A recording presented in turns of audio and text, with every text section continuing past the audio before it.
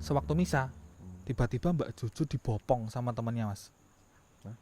Dibopong. Jadi kondisi tangan kenceng semuanya, kaki kenceng, dibopong dari aula gereja ke bawah. Mbak Jojo kesurupan, dan kesurupannya ini kalau boleh saya gambarkan seperti falak Mas.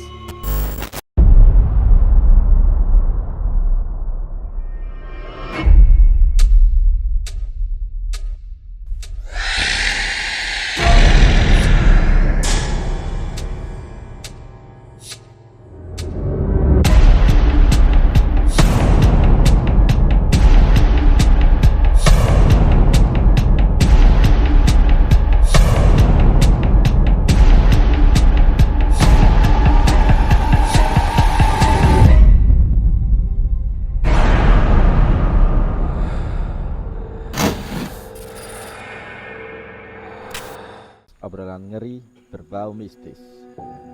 Pada video sebelumnya kita sudah membahas tentang pengalaman dari Mas Andre tentang waktu pramuka persami, dan juga dia diberikan batu dan cincin kepada teman-temannya. Nah, kita lanjutkan cerita dari Mas Andre. Sebelumnya sobat mistis yang ingin bercerita tentang pengalaman horornya bisa kontak person ada di deskripsi. Halo Mas Andre. Halo Mas. Kita lanjutkan ya Mas ceritanya. Jumpa lagi ya. Tadi masih di daerah lokasinya gereja ya? Di gereja ya. Nah, kelanjutannya itu masih di gereja kah atau? Jadi kebetulan masih di gereja dengan teman-teman perkumpulan yang sama. Oke.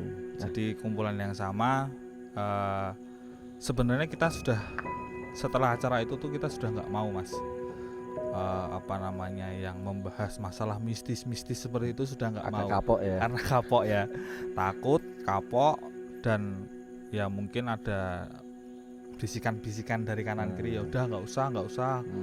Hal-hal kayak gitu tuh nggak penting kayak gitu, katakanlah gitu. Cuman ini karena kita ceritanya mau membantu teman kita. Nah, jadi singkat cerita seperti ini. Teman saya sebut saja namanya Fabian. Beliau itu punya penyakit kulit, terutama di area wajah. Jadi di wajahnya itu banyak banget jerawatnya Mas. Jerawat di kanan kiri, di batuk itu juga ada. Jerawatnya banyak sekali. Jadi kalau dilihat orang normal tuh sudah nggak nice gitu loh Mas, nggak nice. Jadi banyak jerawatnya. Mas Fabian ini sudah berobat di mana-mana, dari mulai klinik kecantikan, di rumah sakit, sampai salah satu dokter kulit yang bagus di daerah Ungaran itu udah sampai ke sana. Tapi hasilnya masih sama. Terus kebetulan beliau ini kan nggak ikut perkumpulan kami yang sebelumnya itu, yang dikasih cincin dan batu itu. Dia cerita ke Mas Yuda. Jadi kebetulan bapaknya juga nyimpen benda-benda pusaka kayak keris gitu. Jadi pemberian dari nenek buyut gitu disimpan di rumah. Setiap sore itu pasti ada aja yang dilakukan oleh rewangnya untuk nabur garam di sekitar rumah gitu Mas. Jadi biar katanya setelah maghrib biar nggak ada yang masuk kayak gitu, kayak memageri gitu. Ya memageri, sama ya kalau orang Jawa bilangnya juga ada yang biar nggak ada ular masuk Mas, karena takut sama garamnya. Tapi kan mitos Mas, betul. betul. Kamar kadang aja masuk di kamar ya. Jadi Mas Fabian ini cerita ke Mas Yuda, Mas apa ya, aku kok wis berkali-kali untuk penyembuhan lah, katakanlah kayak gitu, penyembuhan, tapi kok nggak sembuh-sembuh. Tapi meh tak jajal po, tak rewangi, tapi kembali lagi ki aku mau ngewangi tok, tapi hasilnya kayak gimana saya nggak tahu kayak gitu. Kami dipanggil lagi sama Mas Yuda. Jadi ada 5 orang, ada saya, ada Karel, ada Billy, ada Kardinal, dan Akmal. 5 orang itu dipanggil sama Mas Yuda. Yo kumpul ning gereja, yo ono pasien. Saya pikir siapa, ternyata teman saya juga. Fabian itu teman saya gereja juga mas. Teman gereja saya juga, tapi saya nggak tahu latar belakangnya itu dia mengumpulkan kita tuh buat apa. Akhirnya dikumpulkan lagi sama Mas Yuda. Kita mencoba untuk membantu Mas Fabian untuk mengobati mukanya, dan katanya sih memang ini dibuat sama jin, katakanlah dibuat biar mukanya rusak kayak gitu.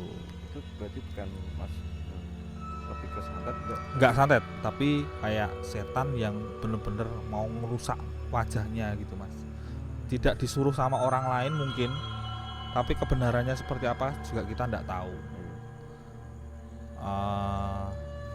Akhirnya kita kumpul mas di gereja. Kalau kali ini kita pakai ruangannya di ruangan di bawah gereja. Kalau tadinya kita kan di parkiran gereja, ya. Ini di dalam gereja. Di dalam gereja ini pas SMP juga, saya SMP juga. Teman-teman kumpul 5 orang itu kumpul.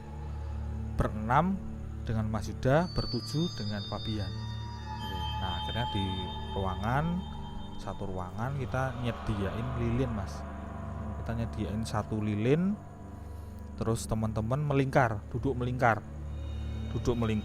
Mas Fabian ada posisi di tengah-tengah. Itu boleh digambarkan suasananya, mungkin lampunya dimatikan atau gimana? Jadi lampu dimatikan, tapi kipas angin di tengah tetap menyala. Oke. Kipas angin tetap menyala, ruangan gelap kayak gitu. Hanya ada satu penerangan yaitu lilin di tengah-tengah, kayak gitu, tengah-tengah yang dipegang sama Mas Fabian. Akhirnya ditambah satu lagi lilin untuk dipasang di tengah. Jadi ada 2 lilin, ada 2 lilin, satu diletakkan di tengah ruangan, satunya dipegang sama Mas Fabian. Setelah itu kita doa mas, kita doa ber-6 ber-7 itu berdoa bareng-bareng. Nah ini kejadian yang paling buat saya pertama kali dan mungkin satu-satunya pernah saya alami, melihat muka seseorang itu jerawatnya pecah dan mengeluarkan darah gitu mas. Kok bisa? Nah itu saya juga nggak tahu mas. Jadi di sewaktu kita doa itu gangguan banyak banget mas. Waktu itu kan saya masih bisa merasakan, walaupun nggak sepenuhnya saya bisa melihat wujudnya seperti apa, saya bisa merasakan riwa-riwi mas di luar ruangan tuh banyak banget. Angin buanter banget, anginnya kenceng banget. Pintu tuh sempat gedor sekali, buka sendiri, nutup sendiri, biar Itu semua merasakan? Semua merasakan dan semua mendengar kayak gitu. Jadi semua merasakan dan semua mendengar.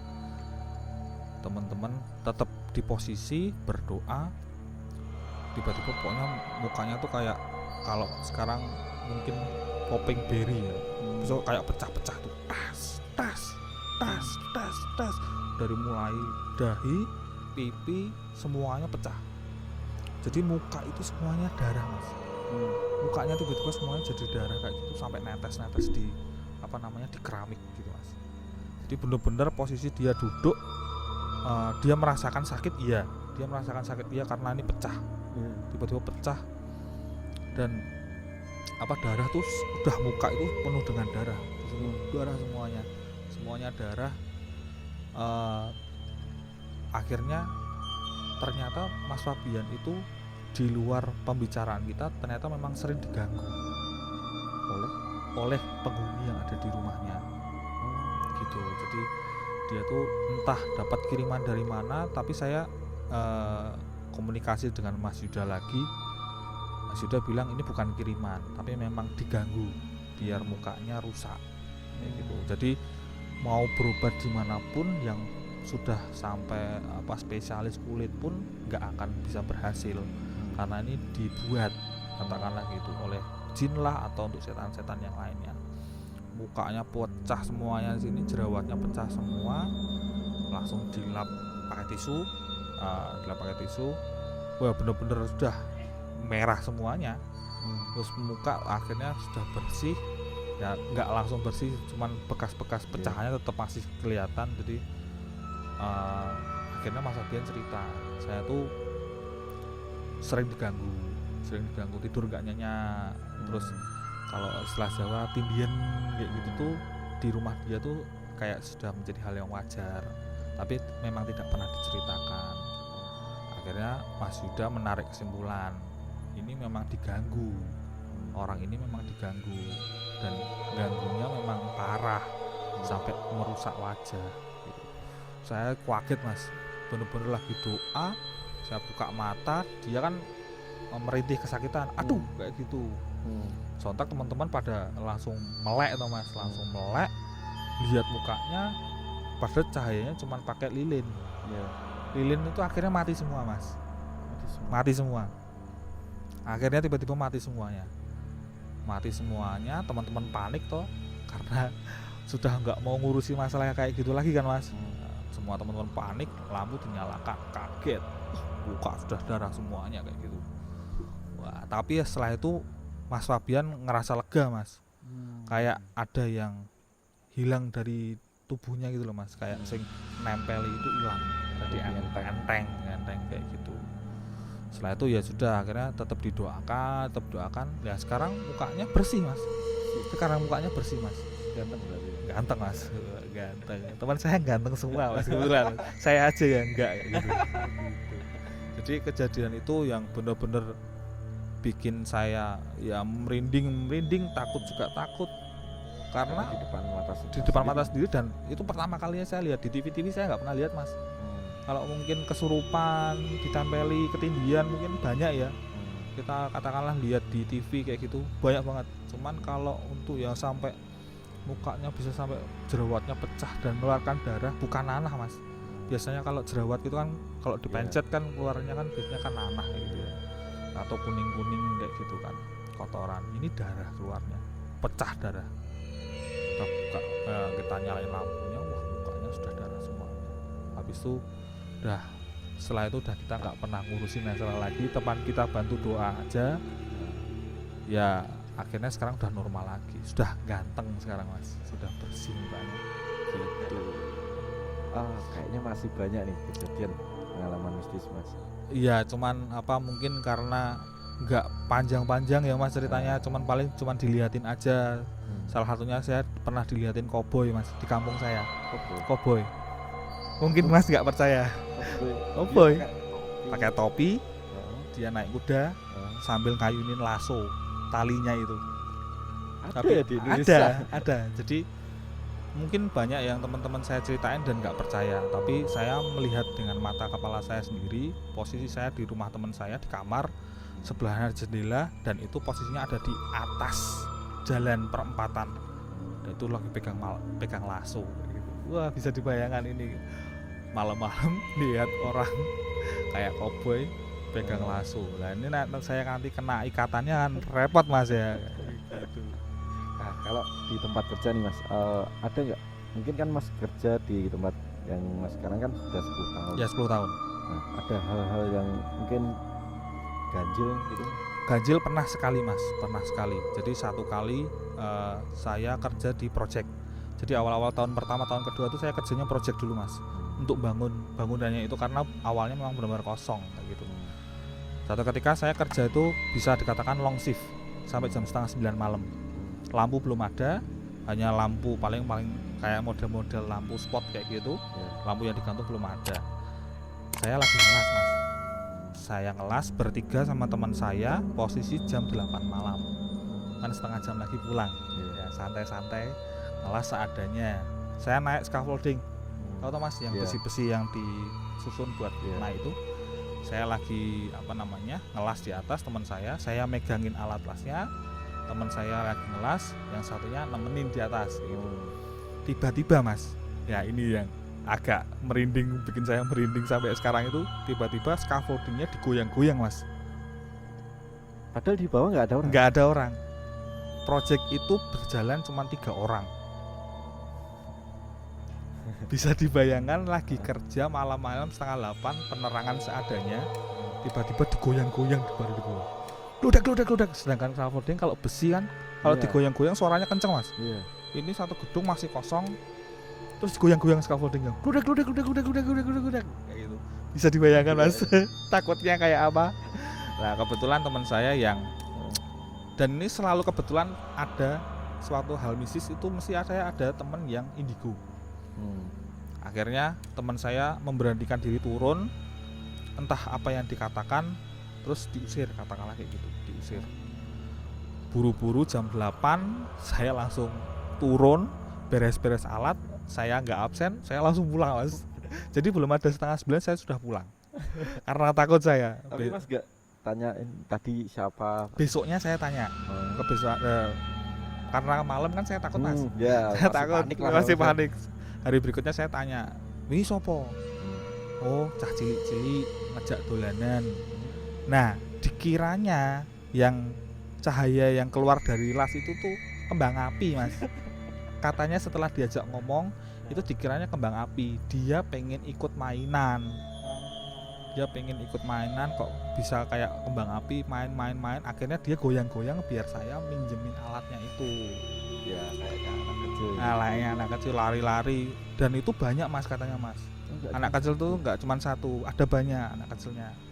Karena saya nggak bisa ngelihat barang halus kayak gitu, teman saya yang cerita, entah dia bikin-bikin atau gimana, pokoknya saya diceritanya seperti itu. Ada beberapa anak kecil yang pengen ikut mainan. Ya saya setengah takut, setengah agak bercanda, ini beneran apa enggak ini kayak gitu. Emaknya kemana itu? Lah iya itu, emaknya kayaknya pergi gitu.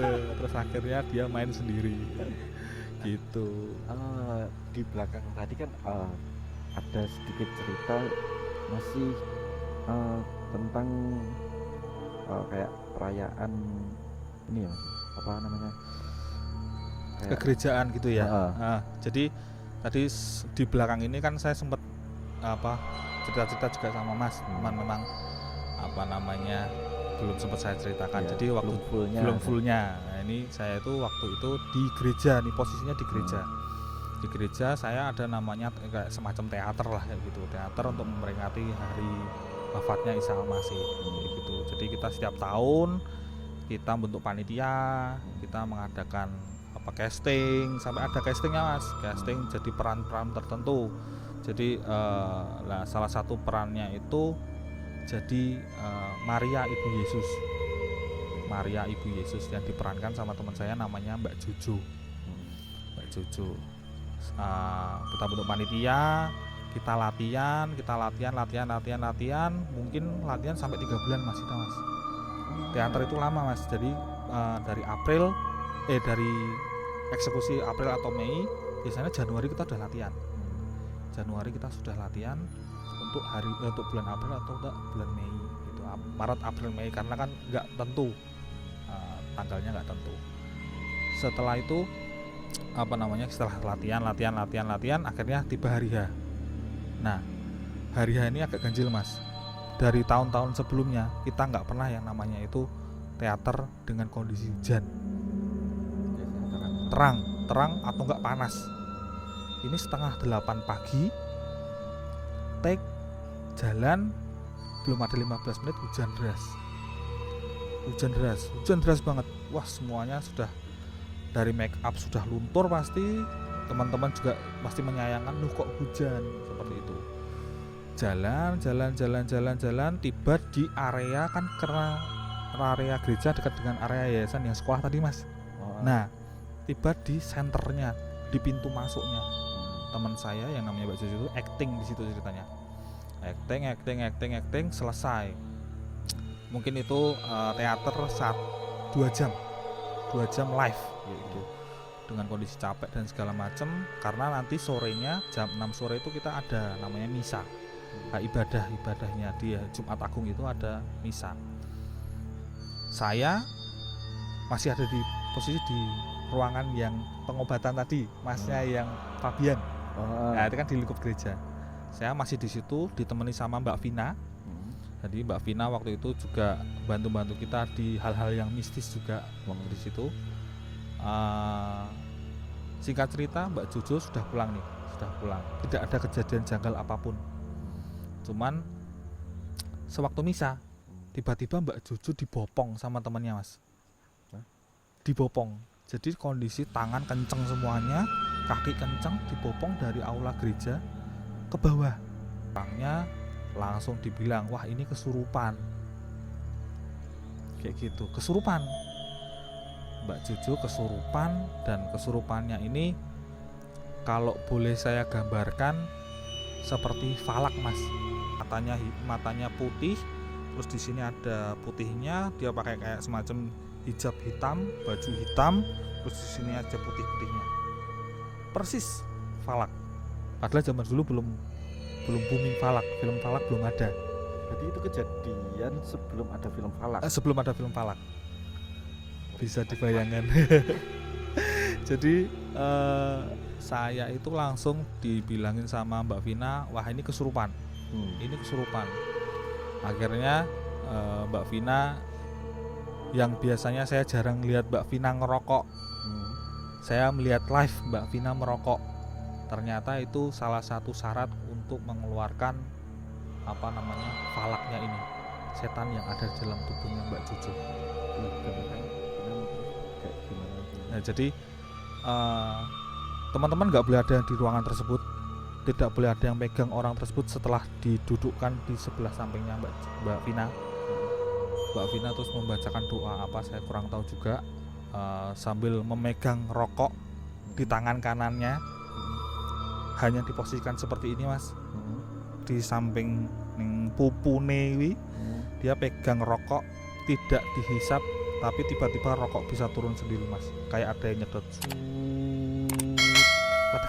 petak kayak gitu. Jadi rokok itu benar-benar bisa turun pelan-pelan gitu, dan asapnya bisa naik lurus. Padahal kondisi di dalam ruangan itu kipas anginnya masih menyala, walaupun nggak kencang, tapi tetap lurus, naiknya tetap lurus, nggak goyang-goyang gimana, nggak kayak gitu mas. Berapa Satu batang. Dan kebetulan yang saya nyarikan rokoknya saya mas. Jadi kebetulan saya nggak ngerokok waktu itu, dan rokok yang diminta Mbak Vina waktu itu merek tertentu, dan kebetulan teman-teman saya nggak ada yang ngerokok rokok itu. Saya lari ke warung, saya beli 2 batang, masih ingat banget seharganya 1.500 2 batang. Akhirnya dipakai sama Mbak Vina. Singkat cerita, si falak ini sudah lepas dari badannya Mbak Juju. Tapi mas, yang bikin agak merinding lagi ini, ternyata setelah dikeluarkan sama Mbak Vina itu, si sosok setan ini masih menghantui terus Mbak Juju selama 1 tahun. 1 tahun. 1 tahun. 1 tahun. Jadi merasa kayak ditempeli di belakang badan, tiba-tiba berat, tiba-tiba emosional, nangis sendiri mas. Orang rumah juga bingung, ini orang kenapa, terutama mamahnya, karena waktu turun itu mamahnya mendampingi. Apakah masih ada efek dari yang waktu kemarin atau gimana. Jadi beliaunya itu kan bekerja di salah satu bank swasta di daerah Batang. Di Batang selama 1 tahun dia masih dihantui terus. Tidur nggak nyenyak, sering bahasa Jawanya ketindihan, nangis histeris. Bayangkan mas, nggak ada apa-apa nangis histeris. Bener-bener nangis sampai keluar air mata dan sampai nyesek-nyesek. Itu saya masih punya sedikit rasa di situ. Jadi saya bisa melihat sosoknya seperti apa. Jadi bentuknya seperti apa, posisi lagi diobati itu, falaknya nungguin di luar mas, di tangga arah naik ke gereja. Jadi mas yang menyaksikan? Saya menyaksikan juga. Setelah itu juga diceritain sama Mbak Vina. Terus dia hanya menunggu di luar. Bisa dibayangkan dia menunggu di luar sambil kayak kalau hewan itu mengintai kita, kalau misalkan lengah dia akan masuk lagi. Jadi dia sifatnya jahat. Sifatnya jahat. Dia penjaga di area situ katanya. Gitu. Tapi setelah mungkin ini udah setahun lebih ya. Ini sudah lebih dari, udah lama banget Mas. Ini saya SMK kelas 3 mungkin ya. Sudah mungkin hampir berapa tahun, udah puluhan tahun lah. Udah hampir 8 tahunan lah. Tapi Sudah hampir 8 tahun. dari Mbak Jojonya sendiri Sudah tidak merasakan apa-apa lagi. Jadi selama 1 tahun itu tidak kita lepas Mas. Kita tidak lepas. Mbak Vina tetap bantu dari sini, dari Semarang, untuk tetap selalu mendoakan yang posisi ada di Batang, kayak gitu. Jadi treatment lah, di treatment pelan-pelan akhirnya hilang, kayak gitu. Mungkin masih banyak cerita dari Mas Andre. Iya. Mungkin kita di kesempatan yang lain bisa cerita lagi. Siap Mas. Tunggu Mas ya cerita. Siap Mas. Matur nuwun. Oke Sobat Mistis, seperti itulah cerita dari Mas Andre. Bagi Sobat Mistis yang ingin bercerita tentang pengalaman horornya bisa kontak di deskripsi. Oke, terima kasih Sobat Mistis. Nantikan cerita dan pengalaman horor dari narasumber yang lain hanya di YouTube channel Ngeri View Mistis. Obrolan ngeri berbau mistis.